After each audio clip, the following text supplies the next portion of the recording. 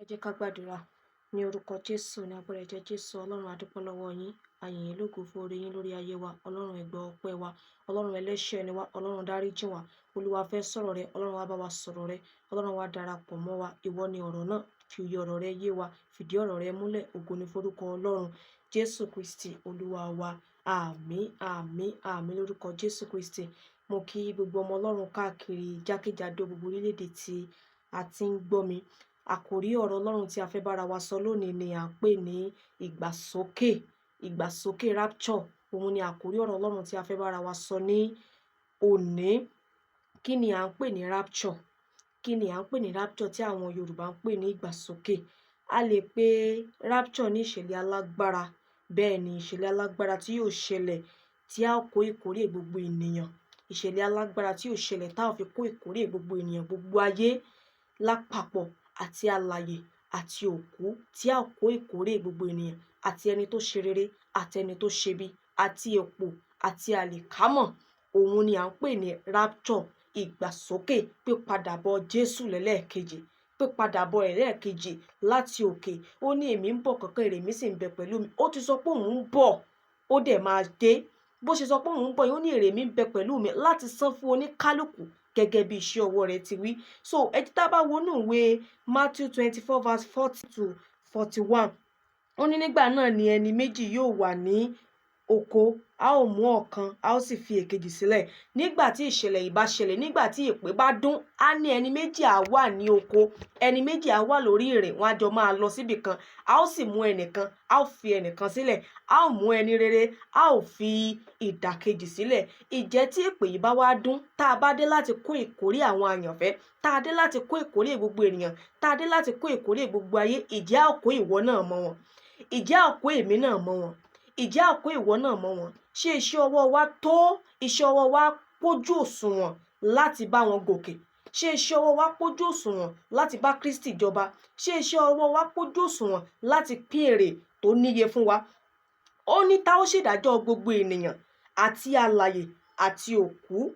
A ó ṣe ìdájọ́ èpò, a ó ṣe ìdájọ́ àlìkámọ̀, a ó ṣe ìdájọ́ àwọn ènìyàn mímọ́, a ó ṣe ìdájọ́ àwọn ẹlẹ́ṣẹ̀. Ìṣẹ̀lẹ̀ tí ó ṣẹlẹ̀ tó jẹ́ wípé a ó fi ṣèdájọ́ ohun gbogbo.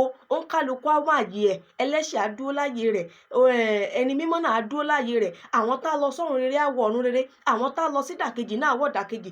Àní tí àkókò yẹn bá wá dé tí ìpè yìí fọn, ibo lèmi àti rẹ fẹ́ dé sí? Ṣé ìkórè ènìyàn rere làwa fẹ́ bá lọ ni? Ṣé párádísè làwa fẹ́ wọ̀ ni? Ṣé ohun káàbọ̀ ọmọ ọ̀dọ̀ rere bọ́ sínú ayé olùgbàlà rẹ làwa fẹ́ gbọ́ ni? Àbí ìdàkejì? Ṣé iṣẹ́ ọwọ́ wa pójú òṣùwọ̀n láti gbé wa lọ sílé ológo? Ṣé iṣẹ́ ọwọ́ wa pójú òṣùwọ̀n láti gbé wa lọ sí ibi tí ó yẹ kí àwa náà lọ? Tá bá lọ wọnú Matthew 16 verse 27 yẹn, ó sọ pé nítorí ọmọ ènìyàn yóò wà nínú ògo bàbá rẹ̀ pẹ̀lú àwọn áńgẹ́lì rẹ̀. Nígbà náà ni yóò san fún olúkúlùkù gẹ́gẹ́ bí iṣẹ́ rẹ̀. Ó ní ọmọ ènìyàn yóò wà, ìyẹn Jésù Kristi yóò wà nínú ògo bàbá rẹ̀ pẹ̀lú àwọn áńgẹ́lì pẹ̀lú rẹ̀. Ó ní nígbà náà la ó kó ìkórè gbogbo ayé, gbogbo ènìyàn. Ó ní a wá san fún oníkálùkù gẹ́gẹ́ bí iṣẹ́ ọwọ́ rẹ̀ ti wí. Ẹ jẹ́ tá bá lọ wo inú 1 Corinthians 15 verse 52 yẹn, a máa jẹ́ kó yé wa wípé àti alààyè àti òkú, nígbà tí ìpè bá dún, gbogbo ènìyàn ní ò gbọ́. Àwọn tó ti kú tó ń bẹ nínú ìsàlẹ̀ ilẹ̀, wọn ò gbọ́ ìpè, wọn á jí dìde. Àwọn tó ń bẹ lórí ilẹ̀ alààyè náà ṣe kí ni? Wọ́n á gbọ́ ìpè wípé ọmọ Ọlọ́run ti dé. Ó ní lọ kéde ìyìnrere náà fún gbogbo àgbáyé pé ọmọ Ọlọ́run ṣẹ́gun ikú. Bó ṣe ṣẹ́gun ikú yẹn, ó tún padà bọ̀ wá kó gbogbo àwọn, ó ń padà bọ̀ wá kó gbogbo ènìyàn, ó ń padà bọ̀ wá kó àwọn àyànfẹ́, ó ń padà bọ̀ wá kó ìkórè.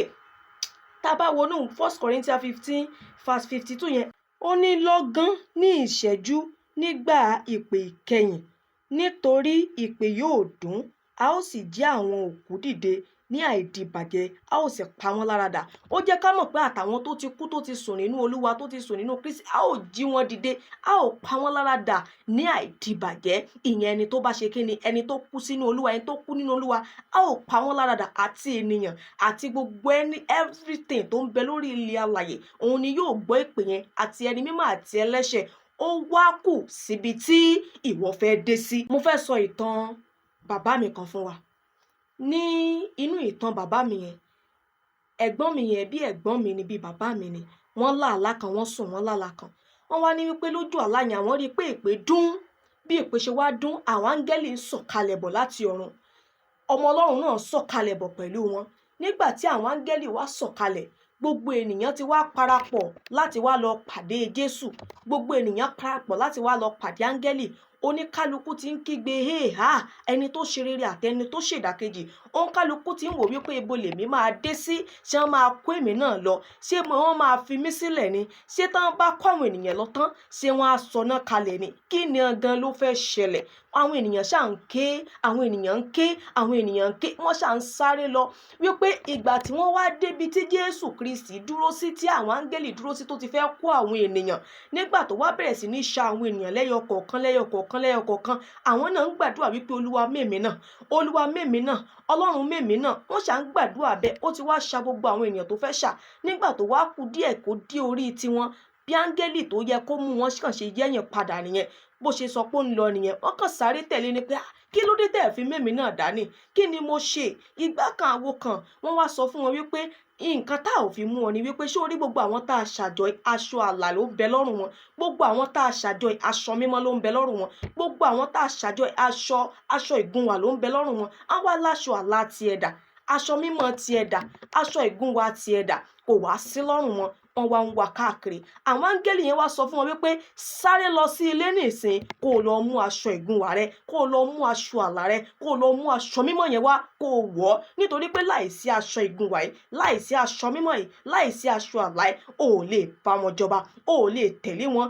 Bọ̀dá mi sáré lọ, wọ́n sáré lọ lójú àlá yẹn lọ sílé, wọ́n lọ wá aṣọ yẹn láti mú aṣọ ìgúnwà láti tẹ̀lé àwọn áńgẹ́lì, wọ́n wá títí wọ́n wá títí wọ́n wá títí wọn ò rí aṣọ àlà yẹn, wọ́n wá aṣọ àlà yẹn títí wọn ò rí aṣọ àlà yẹn. Nígbà tí wọ́n ń sunkún bọ̀ láti ilé padà wá síbi tí àwọn áńgẹ́lì dúró sí láti ṣàlàyé fún wọn pé àwọn ò mọ̀ rí aṣọ ìgúnwà yìí, àwọn ò mọ̀ rí aṣọ àlà yìí, nígbà tí wọ́n á débẹ̀ àwọn áńgẹ́lì ti ń lọ, nígbà tí wọ́n á débẹ̀ àwọn áńgẹ́lì ti ń lọ, kí wọ́n tó débẹ̀ àwọn áńgẹ́lì ti lọ tán, bẹ́ẹ̀ ni wọ́n bú sẹ́kún nítorí pé wọn ò rí aṣọ mímọ́ ẹ̀, torí pé wọn ò rí aṣọ ìgúnwà, torí pé wọn ò rí aṣọ àlà láti tẹ̀lé wọn.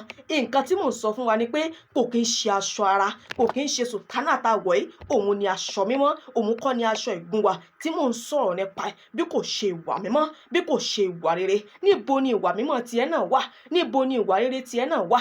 Ìjẹ́ tí Ọlọ́run bá dé, ìjẹ́ tí Jésù bá dé láti kó àwọn àyànfẹ́ gòkè wípé pẹ̀lú aṣọ mímọ́, ìjẹ́ ìwọ náà ó rí tiẹ̀, ìjẹ́ ìwọ náà ó rí tiẹ̀. Ó ń jẹ́ kó yé wa ìwà mímọ́ ló ń sọ̀rọ̀ nípa rẹ̀ ńbẹ̀ yẹn, ó ń sọ̀rọ̀ nípa ìwà mímọ́. Ìjẹ́ nígbà tí Jésù bá dé ṣé ó máa bá ìwà mímọ́ yẹn lọ́wọ́ tiẹ̀ náà, ṣé ó máa bá ìwà mímọ́ tiẹ̀ lọ́wọ́ tiẹ̀ náà láti mú ìwọ náà gòkè, láti mú ìwọ náà jọba. Láìsí ìwà mímọ́, ó ní ohun ìdìbàjẹ́ kan kò lè bá wọn wọbẹ̀, ohun ẹ̀gbin kan kò lè bá wọn wọbẹ̀, ohun àìmọ́ kan kò lè bá wọn wọbẹ̀, ohun ẹ̀jẹ̀ kan kò lè bá wọn wọbẹ̀, ohun ẹ̀jẹ̀ kan kò lè bá wọn wọbẹ̀. Ìjẹ́ ìwọ náà máa péye, ìjẹ́ ìwọ náà pójú òṣùwọ̀n, ìjẹ́ a máa bá aṣọ àlà yẹn lọ́wọ́ ẹ, ìjẹ́ a máa bá aṣọ mímọ́, ìjẹ́ a máa bá ìwà rere, ìjẹ́ a máa bá ìwà mímọ́ lọ́wọ́ tiẹ̀ náà.